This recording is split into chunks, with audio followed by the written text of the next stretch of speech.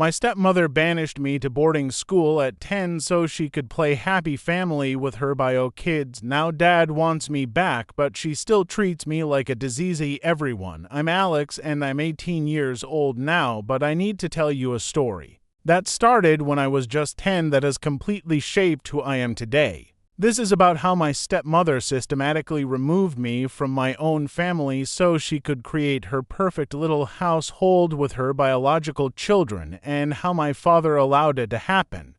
Now, 8 years later, he suddenly wants me back home, but absolutely nothing has changed except that I'm old enough to see the situation for what it really is. I'm sharing this because I honestly don't know if I'm handling this correctly, and I need some perspective from people who aren't emotionally invested in keeping our family together at any cost. My biological mother died when I was 6 years old from cancer. It was devastating for both me and my dad, and for about 2 years it was just the two of us trying to figure out how to be a family without her. My dad was completely lost without my mom, and looking back now, I can see that he was probably dealing with severe depression, though he never got help for it. He threw himself into work and left me with babysitters most of the time, but when he was home, we were close. He would read to me every night. We would watch movies together on weekends, and even though we were both sad, we had each other. When I was 8, my dad started dating Sandra, a divorced woman with 2 kids of her own, Emma, who was 7, and Jake, who was 5. At first, Sandra seemed really nice to me. She would bring me little gifts when she came over. She would include me in activities with her kids, and she seemed to understand that I was still grieving my mother. My dad was happier than I had seen him since my mom died, and I was genuinely excited about the possibility of having a bigger family and maybe even a mom figure again. They got married when I was 9, and initially things seemed okay. We moved into a bigger house so all 5 of us could live together, and Sandra made a big show of decorating a room for me and telling everyone how excited she was to be my stepmom. She would post pictures on social media of all 3 kids together, with captions about her beautiful blended family, and from the outside, everything looked perfect. But almost immediately after the wedding, I started noticing subtle changes in how Sandra treated me when my dad wasn't around. She would give Emma and Jake special treats and tell them not to mention it to me or their stepdad. She would plan fun activities for her biological children on days when I was at school or with friends, so I would come home to hear about all the fun things I had missed. When I would ask if I could join next time, she would make excuses about why it wouldn't work or how the activities were specifically designed for Emma and Jake's ages. She started referring to Emma and Jake as my kids and me as your father's daughter when talking to neighbors or other parents. The real turning point came about 6 months after they got married. When Sandra got pregnant with my dad, I was actually excited about having a baby brother or sister, but Sandra's attitude toward me became openly hostile once she started showing. She began complaining to my dad that I was too demanding of his attention, that I wasn't adjusting well to the blended family dynamic, and that my presence was making it difficult for her to focus on bonding with Emma and Jake in their new home. She started implementing rules that only applied to me. I had to ask permission before taking food from the kitchen, even snacks that I had always been allowed to have freely. I wasn't allowed to watch TV in the living room when her kids were using it, even if I had been there first. I had to keep my belongings confined to my room because she said having my things around the common areas made the house feel cluttered and unwelcoming. Meanwhile, Emma and Jake's toys and belongings were scattered throughout the house, and Sandra would actually encourage them to make themselves at home everywhere. When my baby brother Oliver was born, Sandra's behavior toward me became even more extreme. She started telling my dad that having 3 kids was overwhelming her, especially with a newborn, and that she was struggling to give Oliver the attention he needed because she was constantly managing conflicts between all the children. Of course, there weren't actually conflicts. Emma and Jake got along fine with me, but Sandra would create drama by telling my dad that I was being mean to her kids or not helping around the house, even when I was actually going out of my way to be helpful and kind. She began what I now recognize as a campaign to convince my dad that I would be better off somewhere else. She would leave brochures for prestigious boarding schools on his desk at home, highlight newspaper articles about the benefits of boarding school education, and bring up stories about friends whose children had thrived in boarding school environments. She framed it as being concerned about my future and wanting me to have opportunities that she couldn't provide at home with 3 other children to care for. At the same time, she started making my daily life at home increasingly miserable. She would forget to make lunch for me when she made lunches for Emma and Jake. She would schedule family activities during times when I had other commitments, then act disappointed that I couldn't participate and tell my dad how sad it was that I wasn't more involved in family life. She would give me chores that were far beyond what was expected of Emma and Jake, then criticize me for not doing them perfectly. The worst part was how she manipulated my relationship with my half-siblings. Emma and Jake were young and impressionable, and Sandra would tell them things like how I was from my dad's old life before he found his real family, how I had different rules because I wasn't really their sister, and how they needed to be careful around me because I might take my anger about my mother's death out on them. She convinced them that I was somehow dangerous or unpredictable, even though I had never been anything but loving and protective toward them. By the time I turned 10, Sandra had successfully created an environment where I felt like an outsider. In my own home, my dad was completely oblivious to what was happening because Sandra was very careful to only show her true colors when he wasn't around, and she had become expert at twisting situations to make it look like I was the problem. When I tried to tell my dad about how Sandra was treating me, she would act shocked and hurt, and suggest that I was having trouble adjusting to the new family dynamic and maybe needed professional help to work through my feelings about my mother's death. Finally, Sandra played her MasterCard. She told my dad that she had found an amazing boarding school that specialized in helping children who had experienced trauma and loss, and that she thought it would be perfect for me.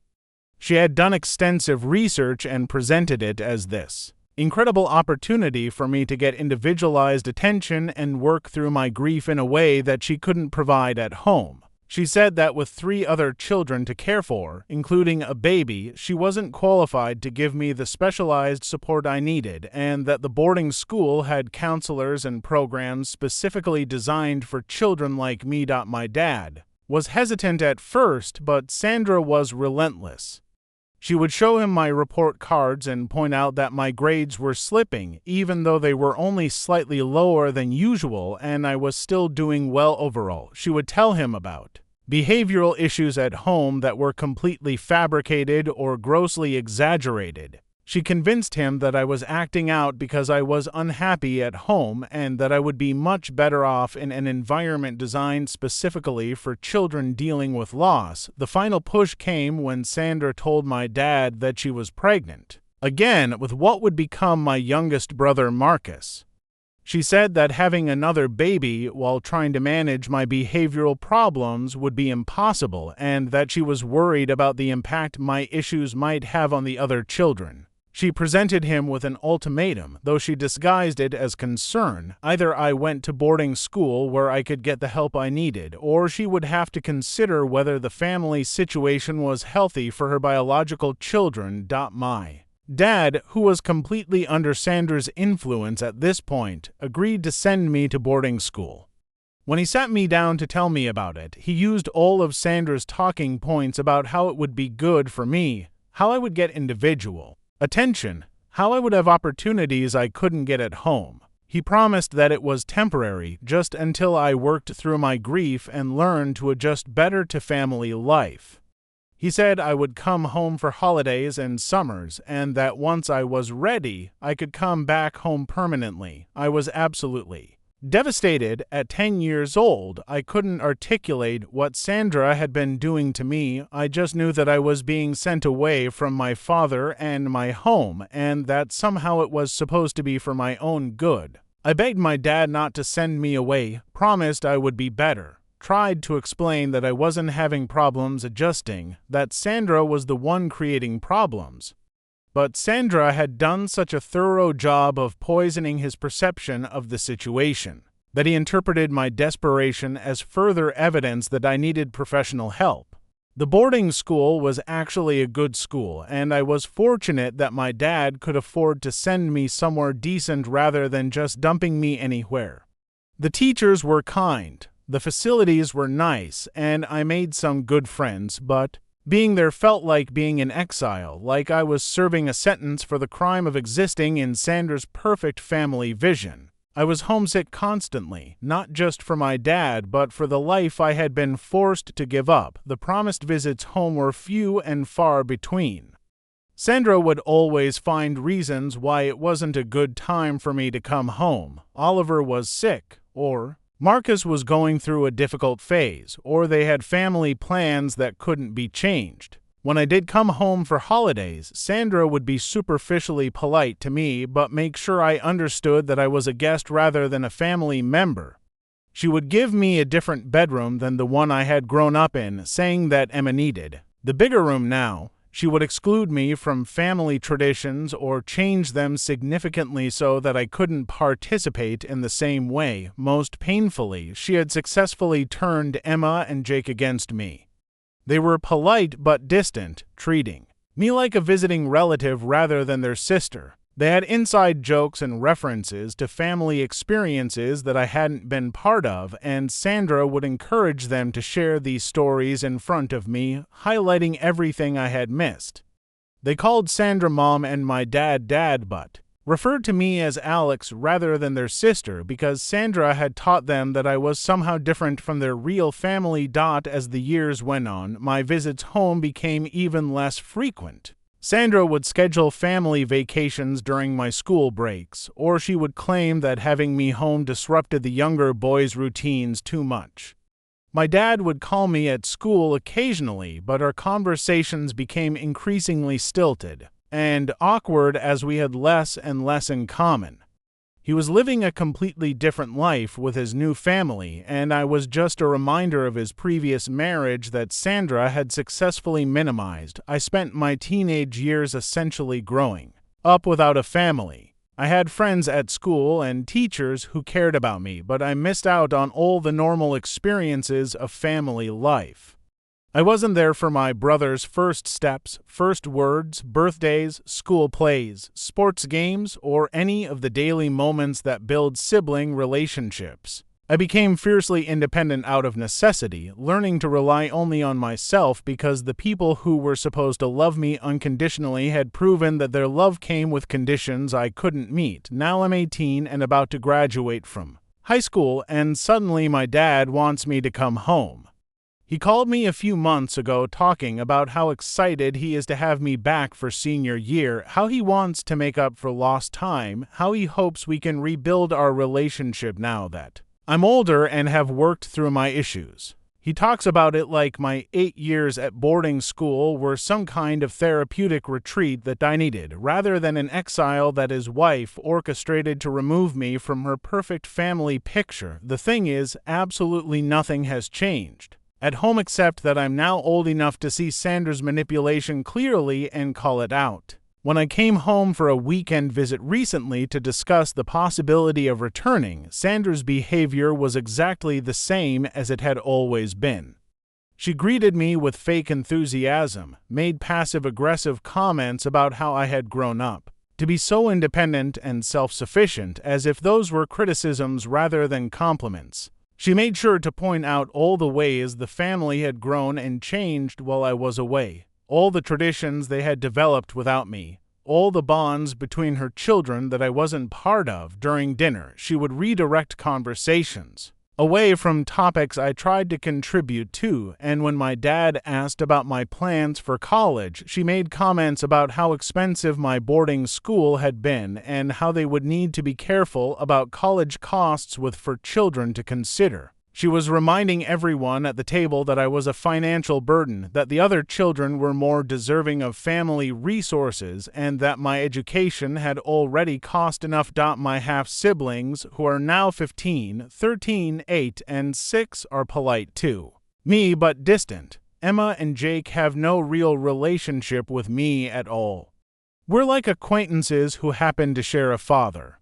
The younger boys, Oliver and Marcus, don't really know me at all because they've grown up hearing Sandra's version of why I don't live at home. When I tried to play with Oliver, Sandra immediately found reasons to redirect his attention elsewhere, claiming he gets overstimulated by too much excitement or that he has homework to do. The most telling moment was when Marcus asked innocently why I don't live at home like everyone else, and Sandra quickly answered that some children need special schools to help them with their problems, and that I was lucky my dad could afford to send me somewhere so nice. She presented my boarding school experience as charity rather than abandonment, and made sure Marcus understood that I was fundamentally different from the rest of them. My dad seems completely oblivious to all of this, or maybe he's just choosing not to see it. He talks about how great it will be to have the whole family together, how he's looking forward to coming to my graduation and helping me with college applications.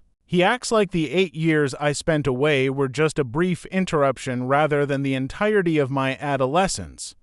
He doesn't seem to understand that I'm essentially a stranger to half my siblings, that I have no real place in the family dynamic Sandra has created, and that coming home would mean subjecting myself to the same subtle abuse that drove me away in the first place. When I tried to bring up concerns about Sandra's behavior, my dad gets defensive and says that she's been nothing but supportive of me, that she was the one who suggested the boarding school that gave me such great opportunities, that she's always asking about me and wants what's best for me. He's completely bought into her narrative that everything she did was for my benefit, and he can't see that she systematically removed me from the family so she could have the nuclear family experience she wanted with her biological children. The hardest part is that I do want a relationship with my dad, and I wish I could have relationships with my half-siblings, but I don't think it's possible while Sandra is still actively working to maintain the family dynamic she created 8 years